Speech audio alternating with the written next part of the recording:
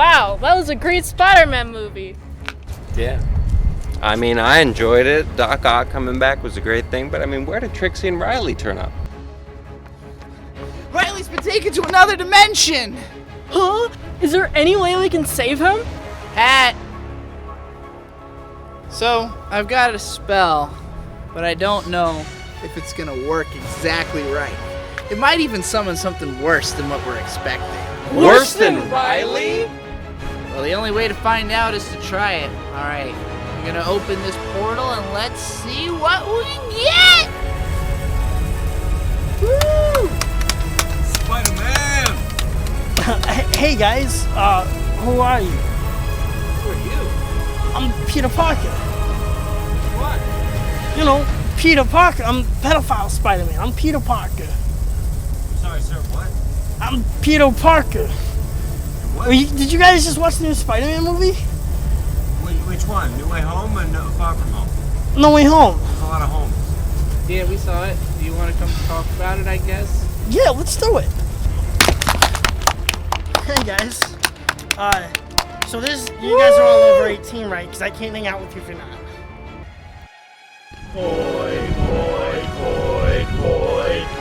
It's Trixie and Riley, AKA Vizier and the Golden Witch, the VOIDGAZERS.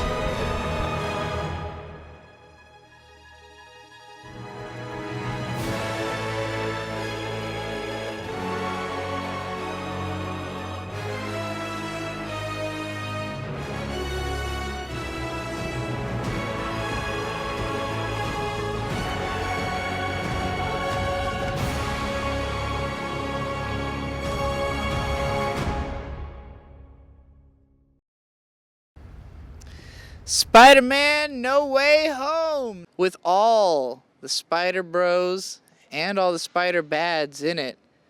In case you haven't been spoiled somehow, let me start off by telling you this is a spoiler-filled review by all of us here at the VOIDGAZERS crew. And I thought this movie was pretty good, speaking personally. I think we all probably feel that way based on what I've heard from all of you already.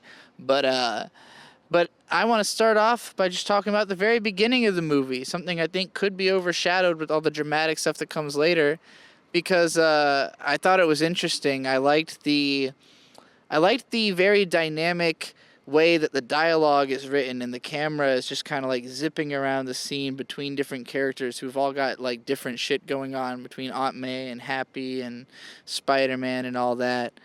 I don't know if any of y'all have any particular feelings about the opening scenes of this film.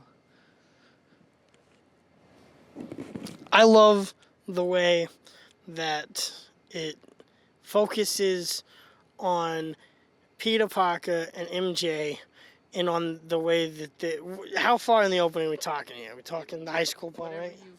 All right. For me, it's the high school part. When they focus on the opening and it's the high school kids, and you see how they've grown over the summer. No, it's like a character development thing. You see how they've grown over the summer, and you see that Betty Brant's like really taking a lead on that reporting inspiration she had in the other movies, and so you get to look at her like 2 or 3 shots of Betty Brant, and that's great. And she's no longer just a little screen on the TV, right? Like she's like on the big screen, and you can see her standing there on a body double that looks scrumptious, probably an of-age body double. Most of this film was shot in quarantine on a blue screen. But I really love the opening scenes. It takes place right after the last movie, which I thought was a really inspired way to do it.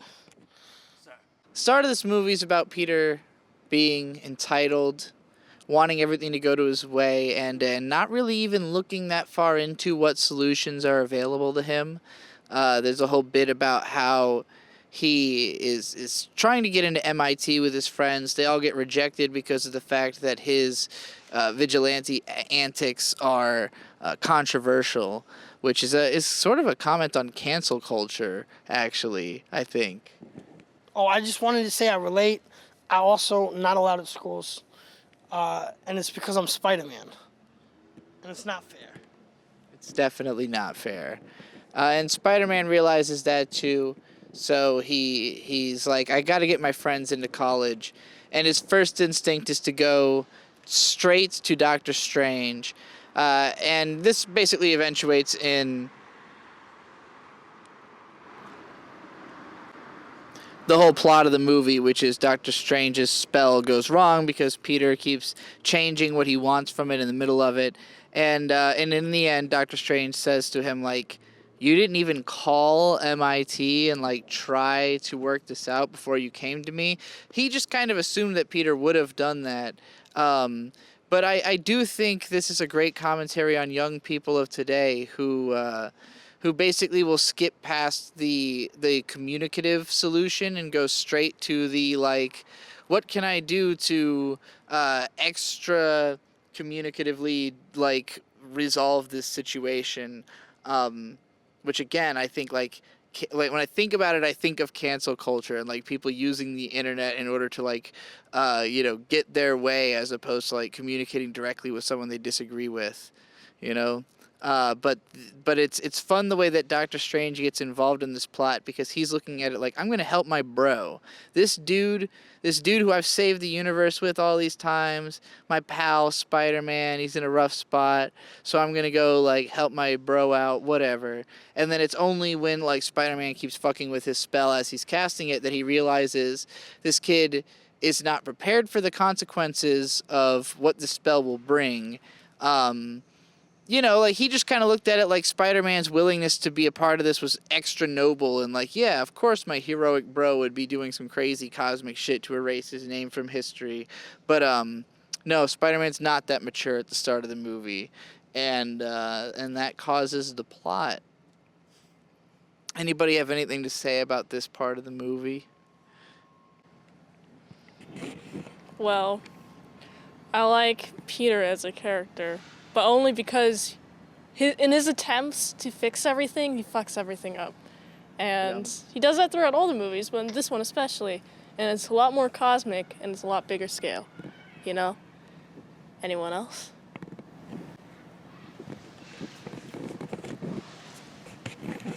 I liked seeing Wong as the Sorcerer Supreme. I thought that was fun and cute, because of course Doctor Strange was blipped, and he was gone for 5 years, so I just thought it was fun to see Wong be the Sorcerer Supreme, the Sanctum Sanctorium filled with snow. It was a fun setting. I didn't think I'd ever see that before, and I was happy I got to see it. And also, Benedict Cumberbatch's English, or American, I guess, accent has improved a lot, and I like it. It sounds natural, finally. And, you know, I think that the vulnerability of minors has not been explored enough in Hollywood films, and that it's a good thing that this movie kind of addresses right off the bat. You should always pick up the phone and call, maybe before you go meet somebody, or before you ask for favors from grown men who are looking to help you for some inexplicable reason. Because trust me, most grown men didn't go to space with you, and they just want something else out of that. I'm glad that this movie, while dealing with the undertones of mental illness in each of the villains, manages to deal with the undertones of being a pariah, like Peter Parker is. They deal with the undertones of what it would be like to be a pedophile. And so that's the best read I have on the movie. And the beginning does a really good job of setting that up. Don't you guys agree? Of course we do, pedophile Peter Parker. Hey, you can call me Peter. I'm Peter Parker. Although, to disavow pedophile Peter Parker, I am saying that I am from a different universe, and therefore I do not approve of pedophiles. He's not from the Peterverse. We know, you didn't come out of no shiny portals. No, I only came out I'm from the Peterverse. I came from the dirty portals. You know, what you said about Benedict Cumberbatch, while I agree that his American accent does sound natural, his face just looks naturally un-American to me. There's a strange dissonance I feel when I hear his voice coming out of him, and it might be partly because I can tell he overdubbed all of his lines. Almost everybody did. This movie is like nothing is real on any level. Aside from all being on a blue screen, it's also like heavily, you know, overdubbed from the sets and everything. So there's a little bit of a almost uncanny valley feeling that I feel in the back of my mind, tingling like a spidey sense every once in a while, just watching characters talk. And I feel it the most with Benedict Cumberbatch, because he's putting on an accent on top of it. So it's like multiple levels of like, I know you don't sound like this, but I can't quite put my finger on it. You didn't even think to call? I like that though. I like the story. I like the narrative going on there.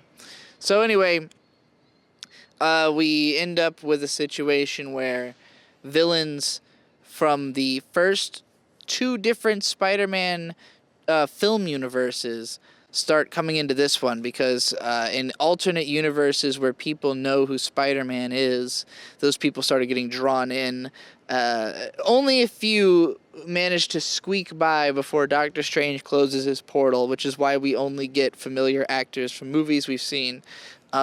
It's a fun and good excuse. I think it works. This movie is like the most comic book film I think I've ever seen. The biggest problem, though, is that they're missing the Italian Spider-Man. Bring back Italian Spider-Man. I'm just a big fan of Italian Spider-Man as a pedophile. You want pedophile Spider-Man representation? No, Italian Spider-Man is not a pedophile, he's just Italian. I don't know what you have against Italian people. Okay. All right, let's continue then. What? What does that mean? What mean? What do you mean you're supportive of Italian Spider-Man as a pedophile? What does that mean? I said Italian Spider-Man's not a pedophile. I said he's just Italian, don't worry. Can we get a little context? Well, on which part? All of it. Why? What is this debate? What did Italian Spider-Man do? No, he hasn't done anything. He's not from the pedoverse either. He's from the Italian verse. But what's your name? Oh, I'm Pedo Parker, yeah. Hey, I'm a pedophile. What's up? No, I've never... You don't know where that hand has been, buddy. Yikes. Careful. Yeah, I save people from all kinds of things. You know? I mean, not like, I'm not gonna save you from your uncle or something.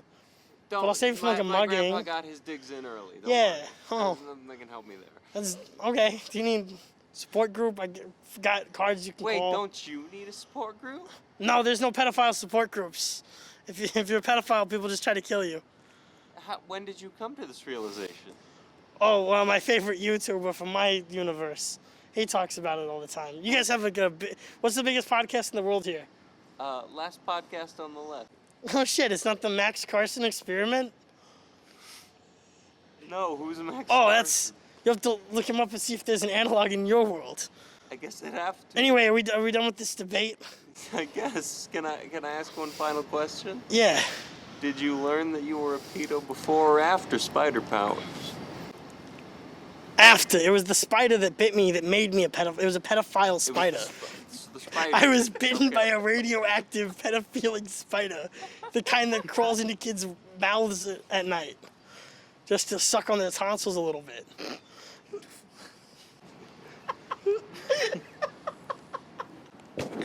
Thank you for your time, sir. Yeah, any other questions? No, I think that covers it. All right. So, this movie is a lot of fan service. Everybody's back. I think it's a genius marketing move to realize, like, hey, we don't have to try to keep making a villain that's as memorable as Green Goblin. We can make Green Goblin, who everybody remembers already, the main villain. And bring back Otto Octavius and everybody else. And, like, just the fact that they're even there is already, like, enough to make most people geek who have, you know, memories of these characters and the movies they're from. I would say that the way the characters are written in this movie is very cartoonish. It's almost like they're childishly villainous. Almost like it's for kids. Sure, yeah, and more so than the movies that these characters actually come from, perhaps. But like maybe not more so than the trilogy that we're in. Although the movie is also really violent. Like Aunt May dies horribly. I cried. Anybody have a comment on this? Any of what I'm saying? I just have a general question. Do you Dave should take go the first. microphone?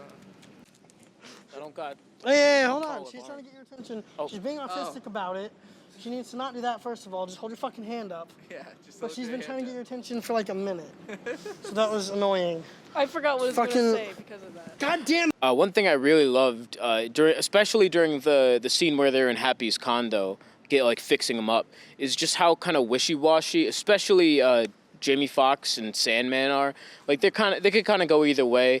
Where I don't trust these guys, and I don't really want to get better, but I'm gonna just sit here and fuck around and quip anyway. And then immediately when Willem Dafoe goes spooky, they're just like, yeah, fuck it, we're evil now. I love it.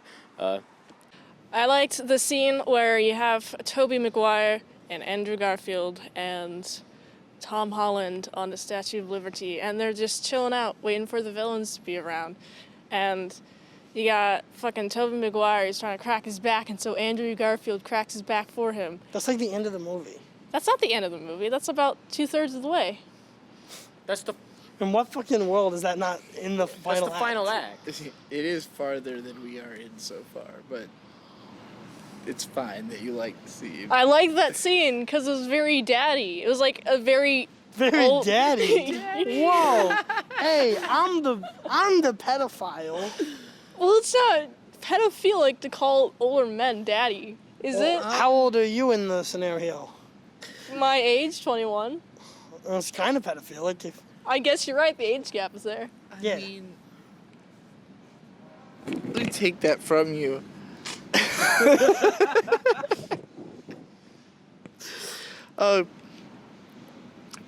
But there's so much going on in this movie. There's a lot that could easily be bypassed. I'm thinking about the fact that like Hannibal Buress and the dude from Curb Your Enthusiasm are there as teachers in one scene. ass, Larry. Yeah, that was the first thought that came into my head. And then I don't really remember any of what they actually said. They're like cracking jokes basically, but none of it hit that hard for me. I paid extra special attention to that scene. And I can tell you what they were talking about. Okay? Hannibal Buress was making little quips accusing Spider-Man of being the bad guy because he believes Mysterio and is on Mysterio's side. And that's exactly what you always see on these online forums, is people taking the word of one person and one out-of-context clip that they may have edited, and then they just paint you with however they want to look at you. And that's what Hannibal Buress is doing. He's mad at Peter Parker for out-of-context Mysterio doctored footage. Kind of fucked up. And the other teacher made Peter Parker a shrine. Now, his attraction to Peter Parker is based on a sense of camaraderie, a sense of peer relations with him because of the trips they've been on, because of the time they've spent together. But you could also say that it's bordering on an obsessive stalker-fan relationship.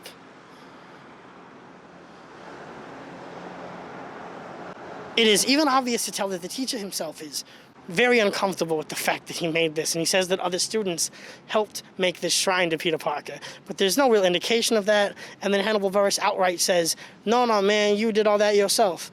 And this is very telling of the structure of the high school that Peter goes to and the environment that he's placed in. The principal, of course, which I think the other guy, right, was the principal? The two teachers and the principal just told him he could swing around or crawl on the walls, and then the scene moves on. We move the camera, and there's a bunch of adorable teenagers there to film Peter Parker walk through the hallway. Do you need any other details from the high school scenes? You got it. Well, to go off of what you're saying, I liked the cinematography of that scene because it's like, oh, I wasn't expecting the room of people to be there except for when it pulled over. And then now he's like trying to not even battle, just like walk his way through the high school. And he's just kind of like, fuck, I can't live a normal life anymore. So he has to escape it all. And honestly, I can't imagine being in that situation. It would be fucking hell if I were Peter Parker. I don't know what I would do. What would you do? Suck dick and die. In the hallway? Sure. Yeah, big bukkake scene, why not? Whoa, that's my role in this review. So all of the villains are in this universe. They're getting captured one by one because Doctor Strange has given Spider-Man a portal gun. Quite literally. I think there's even a scene where they literally do the portal to, like, you know, put one portal on top and one on bottom and have something fall through it eternally. You know, them gimmicks is all there. Oh yeah, there's a really based fight between Doctor Strange and Spider-Man. I don't know if any of y'all wanted to talk about that at all. Oh my god. Yo, during that scene, when they enter the mirror dimension, I was like, holy shit, this is trippy AF. I'm curious as to how the CG artists did this, and it's probably just a bunch of copying and pasting, but I loved how it looked, and I loved how Doctor Strange used the environment to kind of trap Peter. And then when he has, you know, that like portal thing when he's going down, and he basically pulls the portals together, and then you got 4 mirrors instead of 2 now, which is pretty cool. And I loved the visuals in that scene. I love it so much. It was very trippy, and I really want more. What do you think? I liked it. I liked the way that Peter Parker was able to show that he's a smart kid and a good student by remembering that math is cooler than magic and shit. Yeah. That's cool. Or was it math is cooler than science? Math is cooler than magic, right? Yeah. I know something that's cooler than magic. Science. That's what he should have said. Should have been science is cool. Science rules. Hey, you want to do a little science? Ready? I'd like to do a little... Ready? 1, 2, 3. No, One, no. 1, 2, 3. Science rules. You didn't do it. I can't see anything, so I can't tell if you did it. Well, I know you. I didn't hear the it. mic? Oh, take the mic. I can't see I'll anything. take the microphone. There's Yes, a light please. there. I can't. It's not. So as a fan of the movie, right, so as a fan of the hit movie Inception, I really enjoyed the Doctor Strange sequence of this movie because it really showed off that Peter Parker is smarter than magic. Like, even if this world increases magic, like a theme you'll see throughout the movie is like, all the Peter Parkers, all the villains coming into the world are like, hey, wow, magic exists here? And it's like, yeah, but you're giving it too much credit.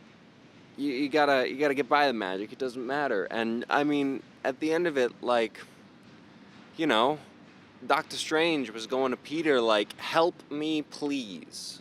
That's what it comes down to. Anyway. There you go.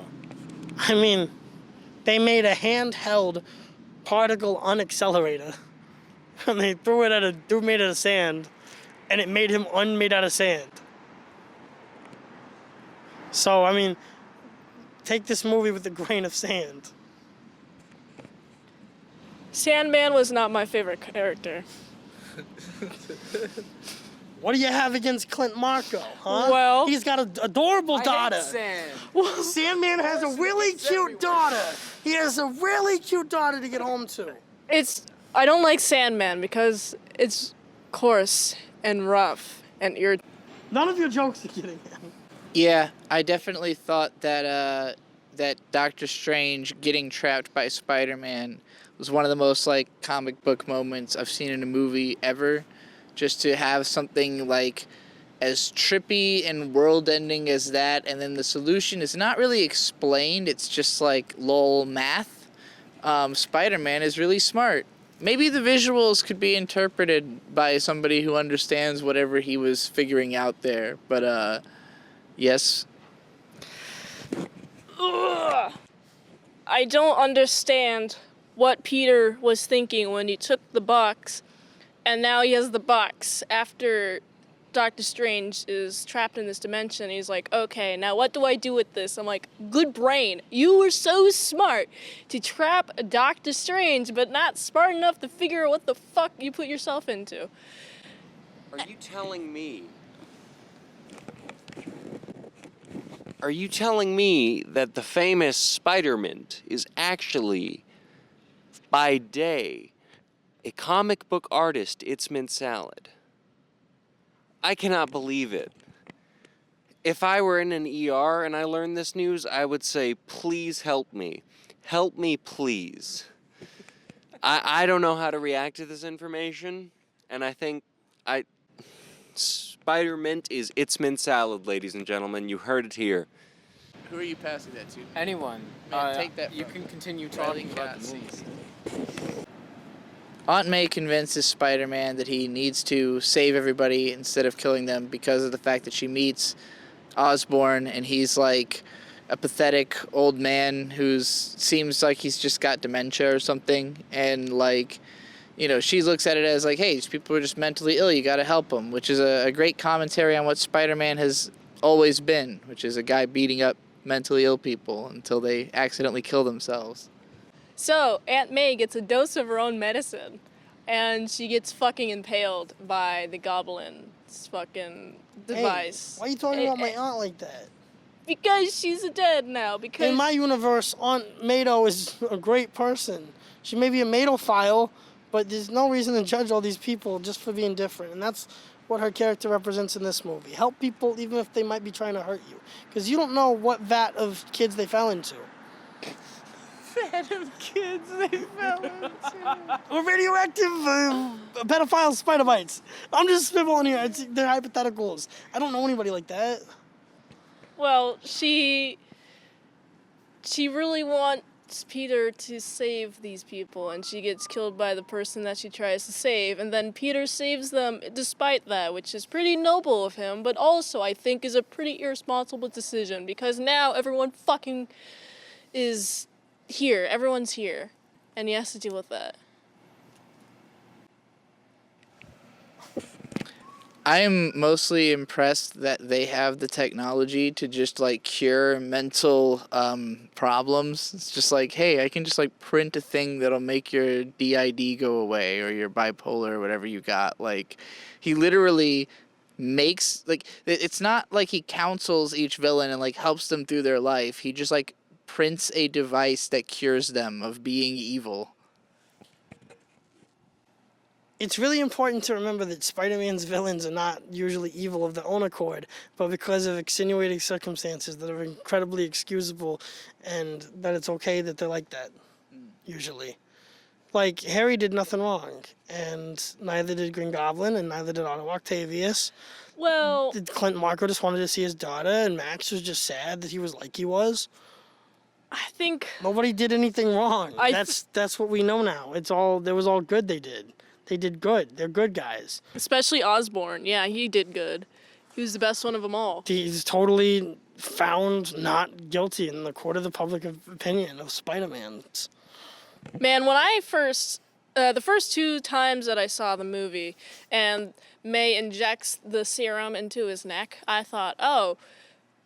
When he says it didn't work, I was like, oh, he's probably just, like, a bad person. And then the 3rd time, I was like, oh, it actually didn't work. And he gets healed later on. I think it would have been better if he's just a liar. And when she tried to heal him, or maybe that she, like, healed the good side of him, because that was really what's wrong with them, is that he was human. And so then he could prove with Spider-Man right that he's really just the evil half of him. And then they could just beat him to death on the shield. I appreciated it as a metaphor for like taking different antidepressants or medications. Like, some work, some don't. It's all like an experimental process, you know. Obviously, Electro's device didn't do much for him, and he's kind of like, I don't like this. I don't feel good with this, you know. So That was lithium. Yeah, that was the lithium. So. I'm so happy because today I found my friends. Yeah. That's Lithium by Nirvana. Anyway. Oh. Hey, the more you know. In my world, we don't have Nirvana because... Can I... You know, in my world, we don't have Nirvana. I guess Nevermind just didn't make the splash that it would have made in your world. Even though it had a naked baby. Yeah, on what the do you think of the cover? little baby on the cover? Well, don't all albums have little babies naked on the cover? Haven't you seen the cover for Childish Gambino's Redbone in my world? I can't show it to you in this world. I'd go to jail. All right, here you go. Oh, I had a quick thing to say. Yes.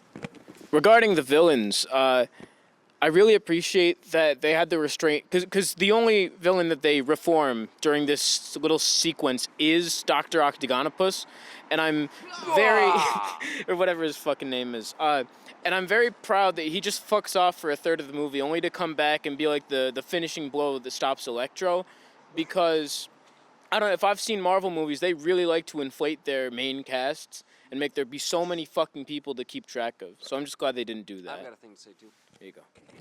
I'm really happy with how they made the villains not all dealt with in the one blow of the curing. They made it a whole deal with the Tobey Maguire and the Andrew Garfield of it all. And I mean, by the end of it, when all the villains were converging upon the Spider-Mans, it really made me think, like, as a Spider-Man, help me, please. Please help me. And I mean, that was just really powerful. I can really connect with that, and I think it was a really good movie. There you go. You know, speaking of those Spider-Mans, I actually met Andrew Garfield's version of Peter Parker on Epstein's Island once. We had a nice afternoon hanging out. Was it just the scuba diving though?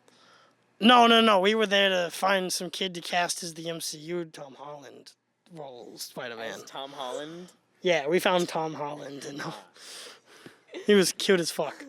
Let me say that. During one of the more final scenes, not like the final scene, but like one of the other ones. I think the third scene from the last one. During one of the more final scenes.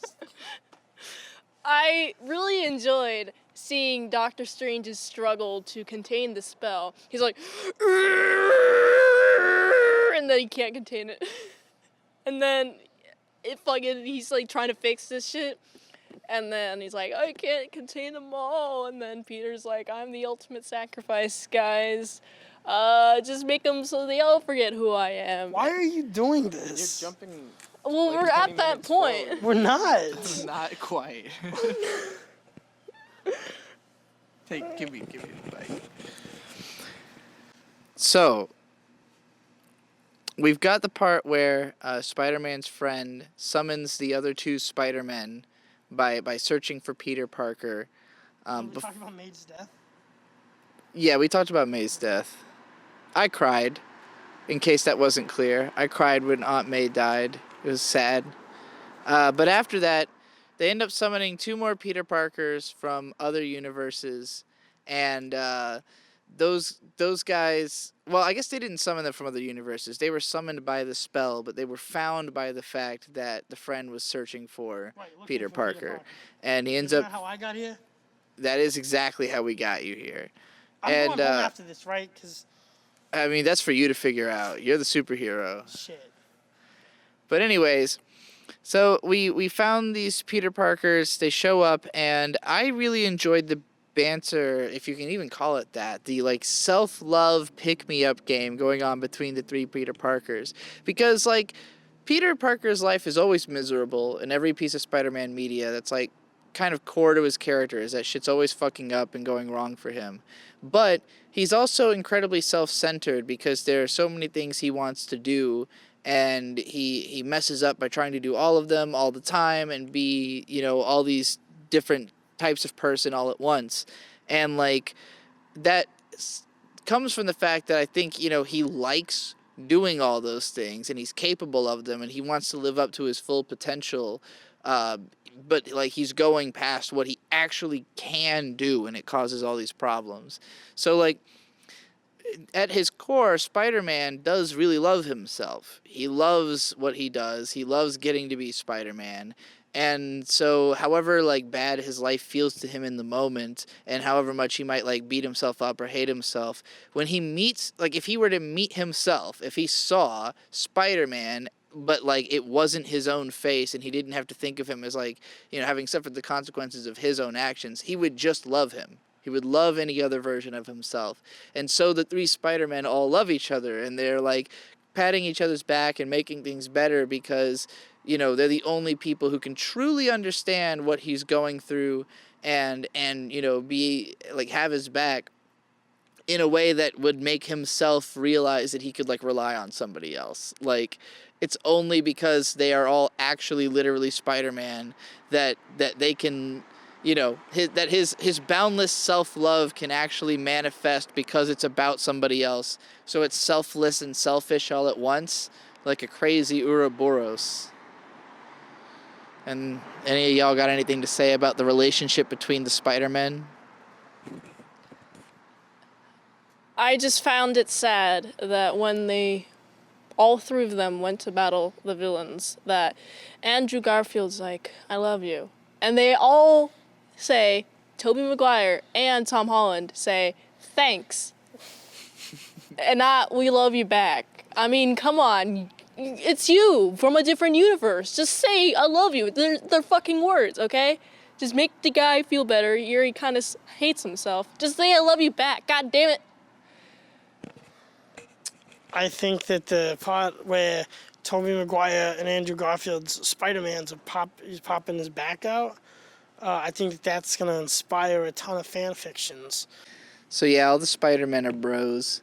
And I'll say throughout this movie, you can feel the pervasive awkwardness of the fact that, like, it's so blue-screened that you can, like, really feel characters not being in the same scenes, particularly when the kids are in the underground lab of Doctor Strange, and there's, like, this jail area that the bad guys are all, like, encased in their own cells inside of. And, like, rather than go into the jail area to communicate with them, they just kind of, like, shout to the cells. But it's not like there's a barrier between these two rooms. They're just, like, kind of standing in one because it's a different set. And, like, you get the sense these three actors were never on that other set, you know. And I mean, that other set's just a green screened in anyways. Like, each actor that is in the jail cell is just standing in front of a green screen that they've been beamed into this set from. So, you know, I understand COVID makes things difficult for them to make movies like this, but it definitely feels a little bit weird, like how obvious it is that people are not in the same scenes together. And you know, just some awkwardness with the CGI here and there. The crocodile man, in the first scene where he speaks, it looks really bad, and they've put, like, this heavy shadow over him, like, just him. Everybody else is in a normal-looking jail cell, but he's got this, like only his eyes are visible through the slit of light in, like, this heavy shadow, as though he was in a different type of cell. It doesn't make sense, and it's just to hide how bad the CG looks, and I thought that was funny. But, you know, eventually all those bad guys are flying around the Statue of Liberty with a Captain America shield, trying to bamboozle the three Spider-Men, and they end up healing most of them in the course of that battle. And then Green Goblin shows up at the end, and he's like, "Ow!" and he's fucking with him, and Tom Holland's like, I'm gonna kill this man. The Green Goblin comes, and he takes Doctor Strange's box, and he puts his bomb in the box. And then Doctor Strange has it back, and then the bomb explodes, which basically makes the spell unstable and collapses the entire Statue of Liberty, or at least the shield. I couldn't really tell, but it was pretty great, and I liked Doctor Strange's struggle when he was trying to contain the spell. It's pretty great. So yeah, we've got our big final battle. It mostly builds up to Tom Holland about to execute the Green Goblin and being stopped by the other Spider-Men who are like, bro, you really don't want to have murdered somebody. We both did it. We don't like it. You know, they kind of warned him about it before, but, like, talking him down from the edge, you know, allows him to keep Aunt May's legacy in place. Because there's some dialogue about, at the end, when he meets Happy at her gravestone and he doesn't remember who he is anymore because the way he resets, he ends up fixing the whole situation by having it so everybody forgets that he is Peter Parker. All the bad guys go home. Assumably, they suddenly stop being evil in the middle of their final battles, but we never see that if it does happen.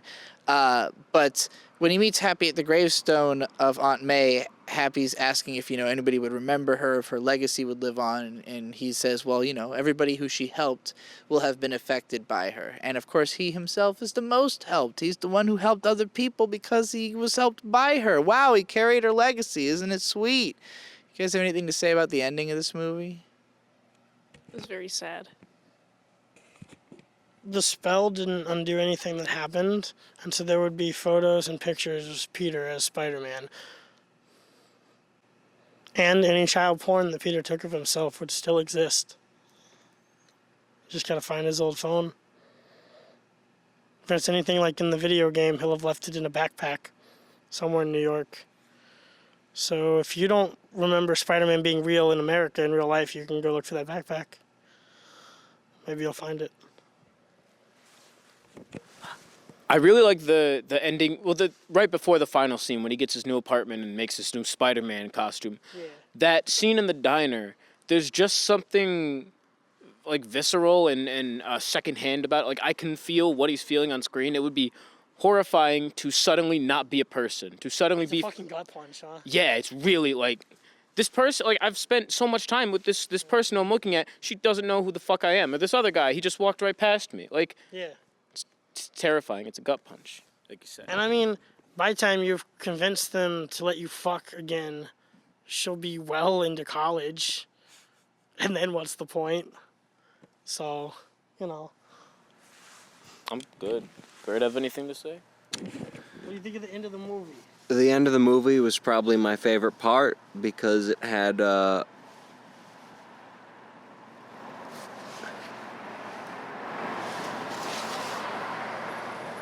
Thank you. And so the end of the movie was probably my favorite part because it had the end where he was like, Mary Jane, Ned, no thank you. I'm not trying to be a part of your lives anymore. I need to pass my GED. MIT, more like GED. And then Eddie Brock and Venom came in, and it was like, whoa, cool. Rock and roll. I'm excited to see what they do. That's what I gotta say. Besides, help me. Please. Please help me.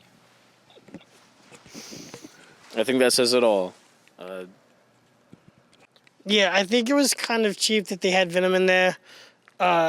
And my little schizo theory about it is that when they did the Venom 2 end credit scene where he is teleported from his hotel room to a new hotel room and he looks up and they're talking about Spider-Man's identity on the TV, I think that was designed to make the fan hype around the movie be specifically about, oh my God, they're bringing Venom in and wow, they're going to do Venom shit. But nobody gave a shit about the Venom stuff. And someone, John Campea, I think it was, fucking leaked the Andrews on set picture. And that's, and we got the rumors that they're going to be back. But I think that they were hoping to misdirect us with Venom. That we would think the movie was about Venom coming to their multiverse. Because he does. Before, So that means that post-credit scene takes place during this movie. And the other post-credit scene of this movie takes place earlier into this movie, which is a little confusing on the first watch. But it makes sense. I don't know. Yeah.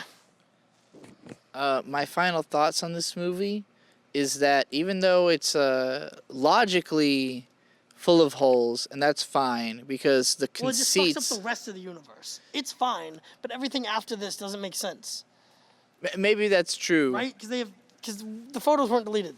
I don't know if Pictures weren't anything deleted. made sense per se in the MCU, but Yeah. but we've reached like such an over-the-top level of fucking around with reality and what's possible that like, it's just fun to watch it all happen and that it doesn't try to answer too many questions and just keeps like pumping more and more things in there. And like this is just a film conceit that is only possible at all because of the fact that Spider-Man has been rebooted all these times. It's very aware of the conversations that have happened about these films over time, how they've been remembered, who likes or doesn't like them. Like, it's incorporating the entire history of this franchise, this film franchise, for 20 years into one movie in a way that feels extremely understanding and genuine. And like, even if a lot of it kind of came off as predictable to me in that like, it's like, well, this is what they should do.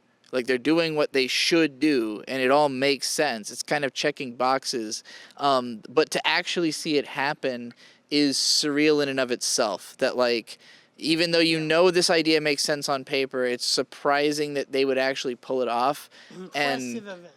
Yeah, and it works because if you know these movies, and I haven't even seen the Amazing Spider-Man movies, but there was enough cultural discussion of them that I couldn't avoid knowing what happens in them and, like what the sort of memes and the interpretations of the characters are. So it wasn't difficult to follow what was going on with that character And I thought it was a fun movie. It's a good theater experience. The only like big complaint I have is that being so green screen filmed and so like fake feeling makes it feel like not as impressive as some of the other MCU movies that didn't have that problem. I'm gonna have to disagree with you on that last point. I think the blue screen actually I enjoyed the use of the blue screen, and I think it was done very well, especially where you have scenes where the characters are touching each other, and it's like, oh wow. Or as someone who doesn't know how to use blue screen that well, I'm like, holy shit, this is a feat that I can do, and you can barely see like the blue in their hair. You can only like see the blue in their hair. You should not be seeing blue in anybody's hair in any Hollywood film. There's only a tiny bit, so it's okay. I never saw any blue in the hair. If you did, The CGI was fine and Is fun. it just the lighting that you're talking about? Because there was some like blue scenes. There was, I'm talking about specifically when Tobey Maguire walks through the portal, and like the top of his head, there's like a part where it's kind of like transparent, so there's a tiny bit of blue there, but that's about it. Oh. Speaking of Tobey Maguire, I think we need to mention how he just walks through the portal unprompted. He has no reaction whatsoever. Yeah. A portal opens in front of him and he sees that it's someone's house and he walks in. I love it. Well, but he says, it's you guys. I've been looking for you, That's friend. true. He's like, you're not their friend. Like so he's already on it. He just didn't talk very loud. I don't know. It's uncanny. But he already knows what's going on because the first thing he did was check the paper. The first thing Andrew Garfield did was run around the alleyway in a Power Ranger costume to try to hit children. Bam! You're a teenager stealing a car. I don't know. There's something where it kind of feels like it's filmed like a Big Bang Theory episode, where it's like he walks on, gives a little smile, looks to the studio audience, and holds for applause. And then cut. That's what they did. Yeah. I know it's what they did. It's just weird to me seeing it. Right, I agree. We done? We did it?